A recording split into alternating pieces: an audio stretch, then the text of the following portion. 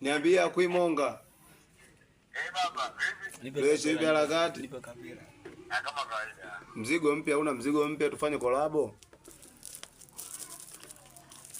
Huo sasa ni kwa mpango wa kutengeneza mazingira wa kutengeneza. Huo ni mpango wa kujadili wewe na mimi. Sasa ndio vipi hauna kunapa. Mimi ngoma ninazo zipo chini ya kapeti nimezihifadhi. Mimi mwenyewe na mzigo mpya hapa nikasema hapa hii namweka Akuimonga tufanye collabo hii. Wewe tu unaweza ukanipangilia inavyokuwa. Naweza kufanya mimi nikakupangilia mifumo ikoje? Zamani zangu kwa budget ikoje? Okay. Kawaida hiyo. Basi sawa. Haya kawaida. Wewe ukinipangilia mimi nitakupa mifumo yangu haiko hivi basi iwe siku fulani au iwe hivi ni ya kawaida. Ngoma kweli. Mzigo? Mzigo niliokuwa nao kufungua mwaka huu. Na mzigo kweli. Akuimonga inatakiwa ujipange sasa.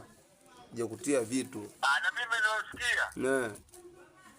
Sitaki kutoa ngoma kwanza bado ngoma hizo na watu wameshawishi kusema kwamba wametoa mizigo wakasikika bado sijaziona. Ila kuna kipande, yaani kuna mzigo ambao umeuandaa.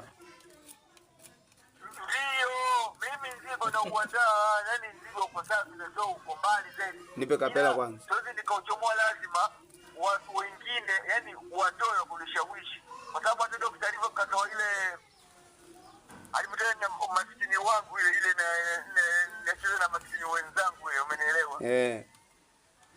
Ile pale kwa ile vizuri na ile nimejibu nikasema ngalombanyi na mundu maana kitu anza kutoa maana yani ajina mundu ni mama mwenye watoto unanielewa? Kwa hiyo alivyoachia docs maskini wenzangu kaamua kuachia hilo ngalombanyi na mundu.